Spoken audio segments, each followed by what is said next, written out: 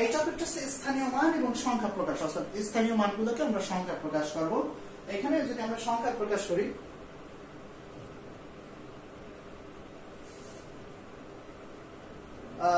এখানে স্থানীয় মানটা কি, কয়েকটি অঙ্ক পাশাপাশি লিখলে কোনো সার্থক অঙ্ক, সার্থক অঙ্ক তার অবস্থানের জন্য যে সংখ্যা প্রকাশ, সার্থক কেন, আমরা অঙ্ক এবং সংখ্যার মধ্যে পড়ে আসলাম সার্থক অঙ্ক কয়টা, সার্থক অঙ্ক হচ্ছে 9টা, সেটা হচ্ছে 0 থেকে 9 পর্যন্ত, 0 থেকে 9 পর্যন্ত। এখানে বলছে কয়েকটি অঙ্ক পাশাপাশি লিখলে কোনো সার্থক অঙ্ক, কোনো সার্থক অঙ্ক, আমি একটু কালার চেঞ্জ করি, কোন সার্থক অঙ্কের জন্য, কোন সার্থক অঙ্ক তার অবস্থানের জন্য, কিসের জন্য, অবস্থানের জন্য যে সংখ্যা প্রকাশ করে, অর্থাৎ অবস্থানের জন্য যে সংখ্যাটা প্রকাশ করবে তাকে ওই অঙ্কের স্থানীয় মান বলে। স্থানীয় মান কি, কয়েকটি অঙ্ক পাশাপাশি লিখলে কোন সার্থক অঙ্ক তার অবস্থানের জন্য যে সংখ্যা প্রকাশ করে তাকে ওই অঙ্কের স্থানীয় মান বলে। আমরা উদাহরণ দিয়ে বোঝা যাক, ধরা যাক একটা অঙ্ক ধরছি 3, 4, 5, এখানে কয়টা অঙ্ক আছে, 3টা অঙ্ক আছে, তার অবস্থানের জন্য, এটা কি অবস্থান, একক দশক শতক, 3টা অবস্থান আছে। এখন যত পিছে আসবে তত একটা করে শূন্য বাড়বে, অর্থাৎ এইখানে 5 এর সাথে কত গুণ হবে, 1 গুণ হবে, 5 এর ক্ষে 5, আবার 4 এর সাথে কত গুণ হবে, 10 গুণ হবে, 40, আবার 3 এর সাথে কত গুণ হবে, 3 গুণ, ওইখানে 10 একটা করে শূন্য পাবে, 100, 300। এখন আমরা যদি যোগ করি 340, 45, 345, অর্থাৎ 3 আছে শতকের স্থানে, এটা যেহেতু একক দশক শতক, 3 আছে শতকের স্থানে, এর জন্য তার মান হবে 3 গুণ 100, অর্থাৎ শতক 300। আবার 4 আছে, এখানে 4 আছে দশকের স্থানে, এর জন্য তার মান হবে 10 গুণ হবে 40। 5 আছে এককের স্থানে, তার এর জন্য তার মান এর সাথে কি গুণ হবে, 1 গুণ হবে। এইটা হচ্ছে কয়েকটি অঙ্ক পাশাপাশি লিখলে কোনো সার্থক অঙ্ক তার অবস্থানের জন্য যে সংখ্যা প্রকাশ করে তাকে ওই অঙ্কের স্থানীয় মান বলা হয়। এই হচ্ছে স্থানীয় মান, সংক্ষেপে স্থানীয় মান। এখন আমরা যদি এইখানে দেখি যে সংখ্যা লেখাটা কি, সংখ্যার বাস্তব সংখ্যা কি, সংখ্যাকে বাস্তব সংখ্যাকে আমাদের আশেপাশে যা আছে, আমরা আপাতত তোমাদের বইতে যেগুলো আছে সবই বাস্তব সংখ্যা, অবাস্তব সংখ্যা ইন্টারমিডিয়েটে যা পাবা এর আগে না। বাস্তব সংখ্যা কি, বাস্তব সংখ্যা, যে বাস্তব সংখ্যাকে জ্যামিতিক আকারে প্রকাশ করার উপায় হচ্ছে সংখ্যা রেখা। তার মানে যদি এমসিকিউ আছে সংখ্যা রেখা কি, সংখ্যা রেখা কি বীজগণিত না জ্যামিতিক, সংখ্যা রেখা কি, অর্থাৎ কোন বাস্তব সংখ্যাকে জ্যামিতি আকারে প্রকাশ করার উপায় হচ্ছে কি সংখ্যা রেখা। এর জন্য শূন্য থাকবে মিডল পয়েন্টে, আমরা হাত দিয়ে বুঝাইছিলাম যে আমাদের মাথাটাকে শূন্য ধরবো, আর তোমাদের ডান দিকে, অর্থাৎ তোমাদের ডান দিকে হচ্ছে ধনাত্মক থাকবে, বাম দিকে হচ্ছে ঋণাত্মক থাকবে।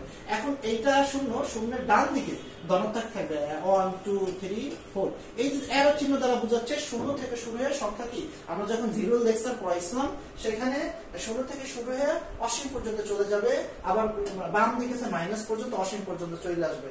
এই হচ্ছে বিষয়টা। আমরা যদি একটা প্র্যাকটিস করি এখানে যে কি হবে, এখানে যত ডান দিকে যাবে তত সংখ্যা বড় হবে, 4 বড় না -4 বড়, অর্থাৎ -4 ছোট, 4 বড়। এখন এইখানে আমরা এরপরে যে আমাদের প্রকাশ আছে সেটা হচ্ছে সংখ্যার প্রকাশ।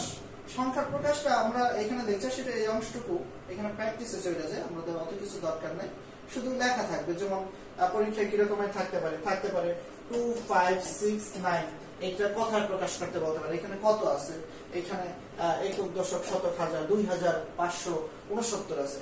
এখন এত ছোট তো থাকবে না, যদি আরো বড় করে দেয় 6, 2, 5, 6, 9, 2, আমরা এগুলোকে কিভাবে শিখবো, এটাকে একক ধরবো, দশক ধরবো, শতক ধরবো, এই পর্যন্ত একটা ক্যাটাগরি। এরপরে আমরা এই পর্যন্ত পরের দুইটা পরে সবগুলো একটা ক্যাটাগরিতে ভাগ করবো। ফার্স্ট হচ্ছে প্রথম 3টাকে একটা ক্যাটাগরি রাখবো, পরের 2টাকে একটা ক্যাটাগরি নেব, পরের 2টাকে একটা ক্যাটাগরি নেব, পরের সবগুলোকে একটা ক্যাটাগরি নেব, তার ভিতরে আবার সাব ক্যাটাগরি থাকতে পারে। আমরা দেখাই, এইখানে হচ্ছে শেষে একক দশক 692 কি 692, তার মানে এটা হচ্ছে এতটুকু তো পারা যাবে একক দশক। এরপর একটা হাজার, এরপর একটা হাজার, এরপর একটা লক্ষ, এরপরের গুলো সব কোটি, অর্থাৎ হাজার, লক্ষ, কোটি। তার মানে এখানে বোঝা যায় 256 কোটি 96 লক্ষ 25,692। অর্থাৎ আমরা প্রথম একক দশক শতক শতক নেওয়ার পরে এরপরে হাজার, দুইটা হাজার আসবে, দুইটা লক্ষ আসবে, বাকিগুলো কোটি আসবে। তার মানে এখানে যদি একটু প্র্যাকটিস করি, যে প্র্যাকটিস করলে কি আসে 5 6 7 9 2 0 5 2 1 3 5। আমরা এইটা একটা, তারপর এটা কি দুইটা কি হাজার, তারপর দুইটা কি লক্ষ, তারপর বাকিগুলো সব কি কোটি।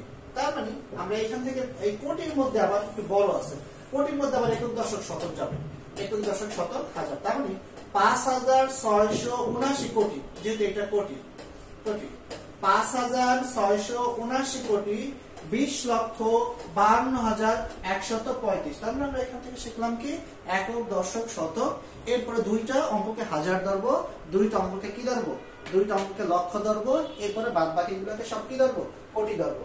অর্থাৎ এইখানে কোটির মধ্যে যখন আবার অনেক বড় আসবে, যেমন এইখানে 65 আসতে পারে, এই কোটির মধ্যে বাকি যে কোটির মধ্যে আবার বড় হয়ে গেছে একক দশক শতক, তারপর দুইটাকে হাজার ধরবো, বাকিটাকে আবার লক্ষ ধরবো। তার মানে 7,65,689 কোটি, 79 কোটি 20,52,135। এইভাবে লিখতে হবে, যেমন এইভাবে লিখতে হবে। তারপরে র্যান্ডমলি 6 5 2 3 4 5 6 7 9 2 0। তো আমরা এই শেষের তিনটাকে রাখবো, তারপরে দুইটাকে কি ধরবো, হাজার ধরবো, দুইটাকে লক্ষ ধরবো, বাকি সবগুলোকে কি ধরবো, কোটি ধরবো। তার মানে কোটি ধরলে এইটা হচ্ছে কোটির ঘর, কোটির ঘরের মধ্যে আবার একক দশক শতক হাজার আছে, তো 6,523 কোটি 45,67,920। ওকে, এটা এই পর্যন্ত।